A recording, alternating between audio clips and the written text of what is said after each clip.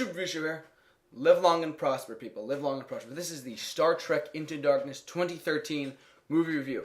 Now, I know we're nearing Star Trek Beyond, but I figured let's recap and let's talk about Star Trek Into Darkness. I'm going to review Star Trek Into Darkness. Full spoilers, so just to kind of catch you guys up on what happened. Because let's face it came out 3 years ago. Remember in 2013, we were like, yeah, the next Star Trek movie is coming out in like 2016. 2016 is here, people. And I do think that this Beyond is going to be good. By the way, there will be a Star Trek Into Darkness movie commentary, like we did with the X-Men Days of Future Past to prep for Apocalypse. We're going to prep for Beyond with Into Darkness. I think it's going to be the same crew as last time. Mr. Andrew Schultes, Mr. Luke Schultes, and we're going to have a great time doing it. And should be fun. So let's get into Star Trek Into Darkness for a second. I know I did Star Trek 2009, but let's do Into Darkness. Okay. This movie, my initial thoughts were like, okay, so there's a bunch of Star Trek movies, and let me watch 2009. 2009 was great. I'm watching Into Darkness. Into Darkness was awesome. Just awesome. Now, some people say it's a complete remake of Wrath of Khan. I agree with that, but I felt like they had to do that to set it up for the modern context. You know, kind of like make sure that, you know, people understand that the Star Trek franchise, you know, listen, not the mass audiences have not seen the Wrath of Khan. It's just the truth. But so they took basically they took Wrath of Khan and they changed a bunch of stuff, but they kept a lot of key stuff and they put it into Star Trek Into Darkness. So Into Darkness is just basically a remake of Wrath of Khan.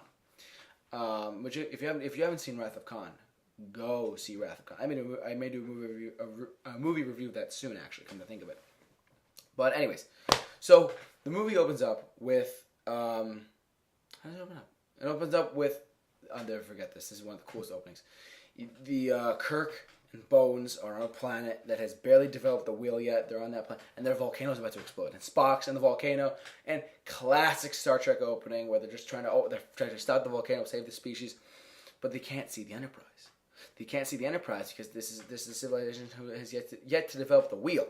So it goes from there, and it's just awesome. And then they leave, but people see the ship, and then they make the ship their god, and crazy. And then Star Trek Into Darkness, bam! I'm in, you know? This is one of those movies I actually did not see in theaters, actually. At the time, I was like, yeah, whatever, Star Trek, whatever. I look back, I'm like, no, that was really good, yeah. And it was just one of those things. Anyways, so eventually along the line, we start to realize that Khan, or John Harrison, is coming along, and he's slowly making moves to strike against Starfleet on Earth. There's a strike in London. There's a bomb attack in London. Then he goes to attack Starfleet headquarters. And this is one of those movies that you're on the edge of your seat the whole time. You're like, oh my god, what's gonna happen next? What's gonna happen next? This is such a fun movie. And then along the line, you know, Pike gets killed. Kirk and Spock have to take up the Enterprise. What's his name? Peter. No, not Peter Cushing. The guy who played RoboCop in 1980. Peter Wells. I don't know. Anyways, he actually plays the bad guy that is working with Khan, and it's actually this movie is action all around. And a lot of people complain that it's not a Star Trek movie. Personally, I think it's a Star Trek movie set for modern day. That's the way I've seen it. I do think that having I think Alice Eve was a great addition. I don't know what happened to her though, because she's not in the Beyond trailers. Alice Eve, who played Carol Marcus in Into Darkness, also played in Wrath of Khan. I'm not gonna lie, this is gonna be great. So we keep going on. Eventually, you know, the Enterprise goes on, and they actually put torpedoes on. But really, in the torpedoes, there's actually like people like Khan who are like basically invincible. Classic. The way they introduce Khan into this universe is just like on the Star Trek TV show, the original one, and how they found all these people in the ship, they found all these things, and they found them in the bodies, and then trouble. And it was, oh my god, so much fun. I can go on like this movie, and then eventually they find out what's in the torpedoes, and then oh my god, this movie is so awesome in so many ways.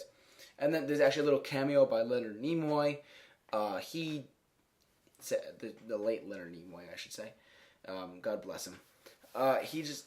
This movie is so much fun, and I will say it really dealt with the interaction between the characters of Kirk, Spock, McCoy. And the whole crew, the whole crew interacted very well. I thought it was very well written. I thought it was very well put together, And I really do think that having the addition of Alice Eve thrown into the mix was a great addition. Benedict Cumberbatch as Khan. Benedict Cumberbatch as Khan. Khan! My God, he was awesome. His voice as Khan was spectacular. He nailed Khan. I would love to see Khan again, personally, in future movies. That's how good he was. I don't know what his contract is, so I don't know if he is able to come back, but I hope he does. Because let's face it, all they did was they put him in like the cryo tube, and there you go, he's just off. So for all you know, someone could resurrect him, and then the Enterprise comes back, they gotta fight him. And this movie is much more action packed. And there's a part where the Peter Weller, actually, I think that's his name now. He played RoboCop in 1987.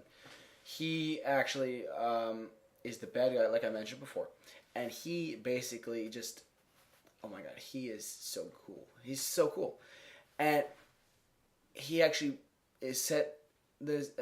He traps the Enterprise in space. He shows up with a much more weaponized Enterprise and is about to attack the Enterprise, and there's a great space battle. It looks like a little bit like a Star Wars type thing, but it's so cool to see how, and the Enterprise nearly gets destroyed, but it's still like a tough ship, type thing. And at the end of Into Darkness, I know I'm skipping ahead a little bit, but at the long fight between Spock and Khan and Kirk and Khan nearly die, Kirk nearly dies, stuff like that. You reach the end, and you're like, they're just setting out on their 5-year mission. They're just starting their 5-year mission. So Beyond, apparently, is the beginning of the 5-year mission, if not maybe 1 or 2 years in to the 5-year mission. I'm so excited for Beyond after coming off of Star Trek 2009, Star Trek Into Darkness. Now, personally, this is my thing, though. Beyond should have come out last year. Because, actually, I'm going to say this I'll say it, but I'm going to say for when I do the Beyond review. Look, this movie is spectacular. If you have not seen Star Trek 2009 or Star Trek Into Darkness, do yourself a favor and go see Star Trek Into Darkness on Blu-ray or digital, whatever. It is so much fun and so entertaining. You feel right at home. You feel like you're watching the 60 TV show on a movie format. J.J. Abrams is a genius when it comes to this stuff. That's why he got hired for Star Wars, because of these 2 movies.